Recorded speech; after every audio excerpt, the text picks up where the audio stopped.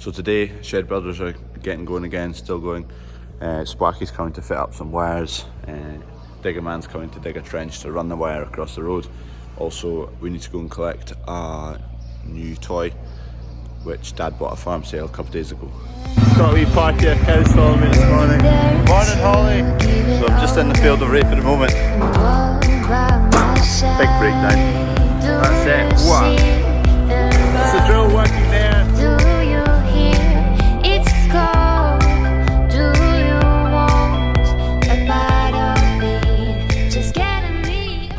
Laurie in there, he's collecting all the bones and the offcuts of all the beef, lamb, pork. New toy requires a flatbed trailer, so I'm going to take this bogey off, head along the road, pick up the flatbed, and then we can go and pick it up.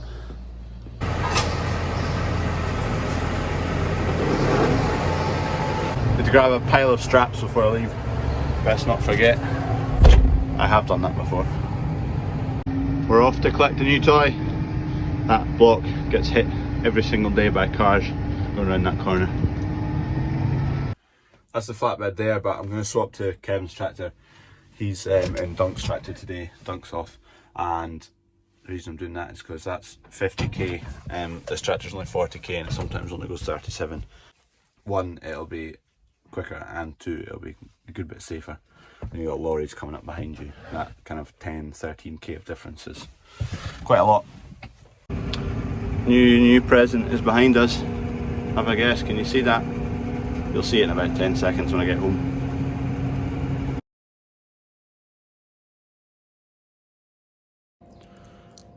New piece of kit. Ooh, diesel tank. Been looking for one for a while. One came up at a farm sale and we bought it. Tank is 5,000 litres. It's got a 56 litre per minute pump on it, which will be good, away from gravity fed that we're at before, which is soul destroying. Bunded obviously, and it's got an ultrasonic level sensor on it. Just need to decide where it's going to go and get it wired up and filled up. Gonna leave that here for now, don't know where it's going to go yet. Got some other bits and bobs to do. Shed waiting for more panels coming, as well as getting all the nets down so the Sparky can get the lights and that lifted up. Digger Man's already been and gone, dug a trench, laying some 3-phase wire all across the road. Didn't take them long at all. So you can see that's where the trench is done. It'll go over the other side and they're running it up. It'll go along here, along the rafters, up and over, and the supplies in that corner. Just in the forklift for a wee while now. Sparkies are up in the cage up there, the end of the forklift. They're securing all the 50 amp 3-phase wire to the perimeter of the shed to get it to the new shed. I couldn't see them for a minute because the wiper on the top of this is broken, or the water supply is, so it's really dirty, but I've cleaned it now and get a good view of them. So they've now made it along this span and now they're going to go in that direction along the shed. The wire will be real heavy and will cost a lot of money. We're going to find out how much that spool was. So we've now got that full end in. Going to come back in 15 minutes, just getting a bite to eat. Then run the span of this all the way along to here. So you can see this, it's right beefy stuff. There's a lot of weight in that up top. So it goes over there, down, under the road now, and into the new unit. Another load of concrete panels arrived just as the trench had been filled in, so worked out fine. I imagine they'll be going in today. Concrete's coming on Friday, and it's Tuesday today. No, Monday today. Comes on Friday, so all guns blazing. I don't think there'll be much concrete and for a while after that, for a week and a half I think. It's not ordered, which is a bit annoying, but didn't know that the shed would be ready for this first batch of concrete anyway. Yesterday's question of the day, what are these dots on the concrete? And it's rebar, reinforcement bar. So concrete on its own is a very, very brittle compound. It's got no malleability to it, whereas the steel rebar, which runs all the way the length of them, it's quite a malleable product. It just means it can bend without breaking. It's not very brittle. So if you combine the two, you get a compound which is kind of got properties of both. It's somewhere in between. It's a wee bit malleable and it's not very brittle. So it kind of adds its strength. It gets its strength from the two compounds together.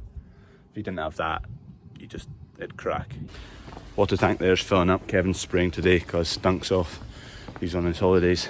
Refueled, I had a Rocky obviously, and I found out the price of the cable. That drummer cable was £2,200. So now ready to go down to cross over through the wall. So this shed's now got two supplies. One, they both come from that corner. One goes to the grain dryer and one's now going to go to the new shed. It's actually a 40 amp supply. So this side's, this inside this shed is finished. They're just going to feed all this slack out, and then it's buried within a pipe outside, so it's still able to move. So they'll pull it through the pipe outside, take up all the slack, and then use the slack at the other side. There it goes. The chutes that come off the dryer here, had to take one of the strings down because they forgot to put the cable over the top of it. So Kev's just wired that back up. I'll put that back up. I tied it down there to a hook, so good to go. So Sparkies are getting going with the wiring in there. So I'll just get back, grab the forklift, they'll get in the cage and we can do the wire in that shed as well. That's Kev filled up again, he's away out with the tank. Spray some, I don't even know what he's spraying today, but leave him to it. So up and in. That's the pipe that takes it across to that shed I've just taken it from. So just wait around to check the measurements on that end. It's coming together lovely. This is what the door will be in here, into the big shed, some size. Real busy today, we've got guys over there, they're putting in panels. These guys in the cherry picker out there, don't know what they're doing, might be fixing gutterings. Sparkies are up here doing cable work along here. Dad's just been taking some food waste along the road, Kevin's out spraying, and we've got a diesel tank that we've picked up. Quick swap with Dad, he's going to jump in the forklift. There's some people here from QMS Scotland to film a wee bit to do with the butchery and the cattle, so I'm just going to head out. I need to get some cattle to come across so they can get a few pictures. Holly's going to be star of the show. We've got competition. It's a bit nicer than my phone.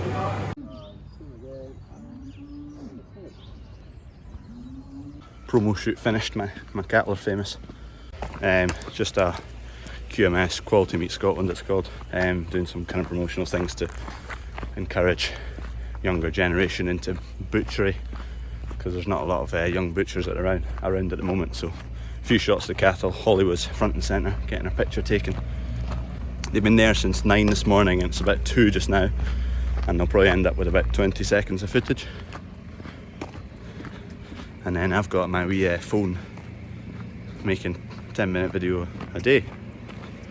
Anyway, a lot better quality theirs is.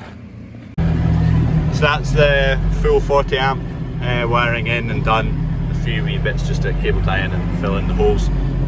Otherwise I'm done anyway with the forklift. They'll make up the lighting circuits in the next couple of days, but I need to wait until the nets come down. So that'll be Wednesday by the time they're down and ready to be lifted up. So I'm done here for now.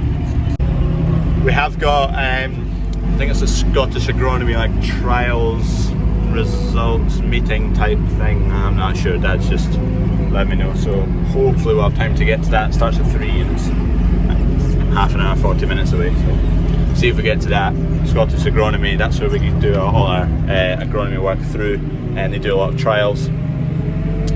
Kind of test new varieties, test products on the varieties and come to a conclusion for our ground as to whether they're suitable for us. So we pay them to do that, so these results are kind of a thing to go and watch and listen in and kind of learn a bit about all the varieties that are available, why they would benefit us, why some varieties wouldn't benefit us, pros and cons of it all. So hopefully we'll have time to go to that. I think we should. That's the Sparky's done now. So that's that food waste empty. Dad took it along the road and emptied, so widen the forks a bit. The forks have adjustment. You just lift the pin and slide them along by hand